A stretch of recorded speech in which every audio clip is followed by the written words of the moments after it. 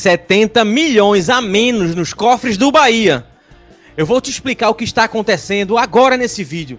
Só antes, claro, se inscreve no canal, ative as notificações e deixa seu like aí para receber sempre esse nosso conteúdo em primeiríssima mão e fortalecer o nosso trabalho aqui. Beleza?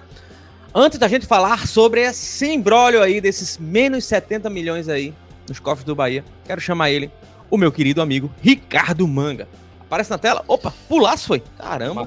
70 milhões de reais, mas 70 milhões de reais, pô, eu não sei onde é que eu estaria nesse momento agora. Eu com 70 conto, eu estaria na praia, agora. Mas estou aqui gravando esse 70 conto. Uma macaxeira frita. Vê só, antes da gente falar desse problemaço aí, vamos trazer aqui na tela o vídeo, né, do querido preparador físico, o Danilo, né, Danilo, Augusto. É um período um pouco maior, né, sem jogos, mas com muitas sessões de treinamento. Que é que a preparação física, ainda sabendo que é um trabalho integrado com toda a comissão técnica, foca nesse momento. Peraí que eu vou reiniciar período, aqui. Digamos assim, pouco comum no calendário do futebol brasileiro. Bom, com o calendário que nós temos, realmente a gente tem sequências de jogos que impossibilitam a realização de cargas condicionantes. Então o jogo se torna aí o principal momento em que o atleta tem o seu máximo de desempenho. Porém, nesse momento que nós temos um intervalo entre os jogos, completamos agora 55 jogos e conseguimos aí ter um período satisfatório para que, primeiro, a gente possa recuperar esses atletas que vêm jogando bastante. Nós temos atletas que já ultrapassaram os minutos jogados na temporada anterior, então isso também é um fato que a gente fica bastante atento, né, para que a gente consiga observar aí quanto ele ainda tem a evoluir e quanto a gente pode extrair. Então é um momento que a gente busca a recuperação e nesse momento que nós temos aí 10 dias de preparação, a gente consegue colocar cargas condicionantes para que os atletas aí consigam aumentar os seus níveis, né, das capacidades e mantê-las também para que a gente tenha um ótimo desempenho durante os jogos. Então, dentro disso que você falou, Danilo, é possível, nesse período também, individualizar um pouco mais os treinamentos com os atletas, já que você tem um pouquinho mais de tempo para trabalhar? Sim, então nós temos aqui grupos distintos, né? Nós temos atletas que estão jogando, então a preocupação é a manutenção das cargas, é a manutenção do seu desempenho, e temos aqueles atletas que não têm tantos minutos assim jogados. Então, esses atletas, de maneira individual, a gente tenta aí incrementar as cargas para que eles possam evoluir e ter aí um aumento dos níveis das suas capacidades motoras. E para a gente finalizar, assim, especificamente nessa primeira semana, que não tem jogo no final de semana, e a semana seguinte, que a gente tem um confronto no meio de semana na quinta-feira, o que é que vai ser, como é que vai ser dividido, como é que vão ser divididas essas 2 semanas e com quais tipos de trabalho? Então nós já temos algumas sessões definidas, né, no aspecto da força. Então a gente tem sessão que é realizada o trabalho dentro do campo. Então a gente tenta contemplar os trabalhos de potência, que é a força-velocidade, que são realmente as ações que vão definir as partidas, são as ações específicas do atleta de futebol. Esse tipo de trabalho a gente realiza dentro do campo. E também nós teremos sessões destinadas ao viés aí preventivo da força. Então, os trabalhos de força geral realizados na parte interna aqui na academia, então trabalhos resistidos, trabalhos de fortalecimento dos músculos estabilizadores, trabalhos aí também que vão contemplar a força das estruturas articulares.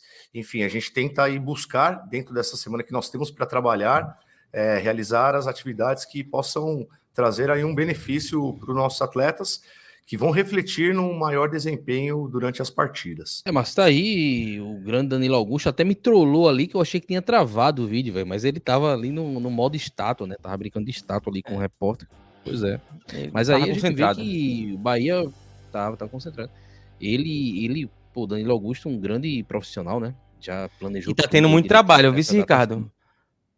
Tá tendo muito trabalho porque é um elenco pequeno, né?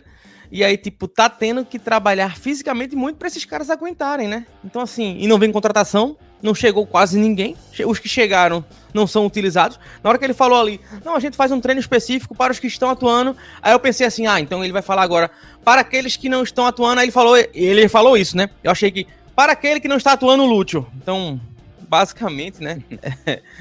É isso aí. Ricardo, vamos trazer aqui, olha, mais agora uma matéria, né? Bacana aqui sobre essa questão aqui dos jogadores convocados, né? Vamos embora? Bora lá, Márcio, bora lá. Seleções diárias e Lúcio jogam pelas eliminatórias nesta sexta-feira. Márcio, tem jogador do Bahia nas seleções sul-americanas aí, né? O Bahia está entre os poucos clubes brasileiros que cederam mais de um jogador para seleções nessa data FIFA. Santiago Arias e Lúcio Rodrigues estão treinando e podem jogar pelos seus países nesta sexta-feira. A gente vê aí o lateral e o atacante do esquadrão, né? O primeiro jogo dessa noite será entre Uruguai e Paraguai, no Estádio Centenário. A partida será especial por marcar a despedida do craque Luis Soares, da seleção uruguaia, após mais de uma década como principal nome do futebol do país. Lúcio Rodrigues começará no banco de reservas, mas com possibilidade de entrar em campo caso seja acionado pelo técnico Marcelo Bielsa. Márcio, tem mais texto aí? Tem, vamos agora ler aí, ó. Vale ressaltar que o próprio Soares tem destacado o início de trajetória de Lúcio com a camisa do Bahia, tendo celebrado em publicação nas redes sociais o gol marcado pelo jovem compatriota contra o Botafogo. O jogador tricolor, inclusive, é um dos cotados para assumir o espaço deixado pelo camisa 9 na seleção uruguaia. Será que vai ter aí Lúcio Rodrigues no lugar de Luis Soares, o substituto ideal de Luis Soares aí? Vamos aguardar aí. Mas assim, Márcio, é muito mais fácil ele jogar lá no Uruguai, né? Mas assim, segundo tu, ele não é essas coisas todas, né? Então. Calma Agora lá. Tu tá falando besteira, viu? Eu não disse isso. Não bote palavras na minha boca. Eu falei que ele é um jogador em evolução. Entendeu? Tá bom. Mas eu só vou dizer uma coisa aqui. Nessa data da FIFA, Lúcio Rodrigues vai ter mais minutagem em campo do que teve em um mês no Bahia. Só isso que eu vou falar aqui. Isso aí. Ouvistes? Isso aí é verdade, Ricardo. Ricardo, vamos agora, né, para essa questão aí que anda tanto sendo comentada aí nos bastidores, né? Como é, Ricardo? Explica essa questão desses menos 70 milhões que o Bahia, Grupo City, tudo pode ir ali e acabar influenciando nessa próxima trajetória do nosso querido tricolor. Márcio, essa questão aí, né, na verdade, a gente tá falando, já tá, a matéria já tá engatilhada? Já, né? Sim. Pode baixar um pouquinho, Márcio, nesse site maravilhoso? Bahia aparece no top 5 dos clubes que mais gastaram na janela. Pois é, Márcio, pode baixar aí. Isso a gente tá falando de um clube que fez duas contratações. O Bahia apresentou apenas 2 novos jogadores na janela de transferências de julho a setembro. E mesmo com o baixo número de contratações, foi um dos clubes que mais investiram no mercado, entre os clubes que disputam a Série A do Brasileirão. Pois é, o Bahia tá ali, top 5 que gastaram. Um levantamento promovido pelo canal Sport TV mostra que os 20 clubes da Série A movimentaram o mercado nacional com mais de R$1 bilhão gastos em contratações, divididos em 102 jogadores. O Bahia aparece mais uma vez no top 5 dos mais gastadores do futebol brasileiro, como já vem ocorrendo desde 2023, com investimento jamais visto na história do clube no período anterior à SAF. A equipe tricolor teria investido 68,2 milhões na janela, contabilizando a aquisição de Lúcio Rodrigues no câmbio deste momento, cujo valor do dólar é mais alto do que era quando o clube fez o anúncio do jogador. Tem mais texto por aí.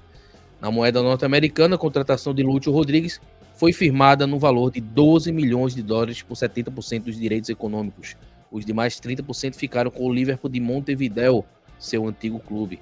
Em primeiro lugar, e de forma disparada, aparece o Botafogo, que teve a aquisição de Thiago Almada por 137 milhões, sendo a compra mais alta da história do futebol brasileiro. E aí a gente vê o top 5, né? O Botafogo gastou R$233 milhões. Fala aí, John Textor. 8 reforços. O Cruzeiro... John Textor, cadê o fair play? O Cruzeiro, R$176 milhões por 7 reforços. O Flamengo, R$137 milhões por 4 reforços, o Palmeiras 102 milhões por 3 reforços e o Bahia 68 milhões de reais por 2 reforços. Márcio, assim, Ricardo, muita grana saindo dos cofres com apenas 2 reforços, né? Realmente parece, eu não sei se o Grupo City e o Bahia estudaram muito bem essas contratações aí não, Márcio. Tem um detalhe, Ricardo. Não são 68 por 2, não. O Iago assinou um pré-contrato lá no começo do ano e veio agora de graça. Então é 68 milhões investidos em um jogador. Que beleza? Não joga. Que não joga, né? Não joga. E aí você olha a janela de transferência do Botafogo, são 8 jogadores realmente. Aí vem o Igor lá, um atacante que tá fazendo gol. Esse Almeida, como é o nome do cara, Thiago? Almada. Alma Cebosa. Então assim, Ricardo, né? Eu acho, tá, que o Grupo City deixou muito a desejar juntamente com o Bahia, essa janela de transferências. Mas aí, claro, a gente quer saber do torcedor, né, Ricardo? Márcio, eu, assim, particularmente falando, eu acho o Lúcio Rodrigues uma grande contratação, realmente. Mas eu acho pouco para um projeto como o Grupo City Bahia, entendeu? Eu acho que poderiam ir atrás de mais contratações. Talvez essa grana gasta com ele pudesse comprar 2 jogadores de alto nível também ali e tal. E assim, para investir 68 milhões e não colocar para jogar, perdeu dinheiro, tá jogando dinheiro fora, porque não joga, não entra em campo, né? Então, é isso, mas quem tiver aí nos assistindo, deixa os comentários o que é que você acha com relação a essa questão do Lúcio Rodrigues, aos 68 milhões de reais, se o Bahia poderia ter ido atrás de outros jogadores. Como você acha que foi a atuação do Bahia no mercado da bola nessa janela de transferências, beleza? Márcio, muito obrigado. Quer mandar um abraço? Não vai mandar um abraço para ninguém. Você que ficou até aqui, muito obrigado. Deixa o seu like, se inscreve no canal. Estamos chegando ao inscrito de número 5.000. Quem for inscrito de número 5.000 aí, a gente vai premiar vocês aí, hein, com um abraço carinhoso. Pois é. Muito obrigado e a gente volta logo mais com mais vídeos. Valeu!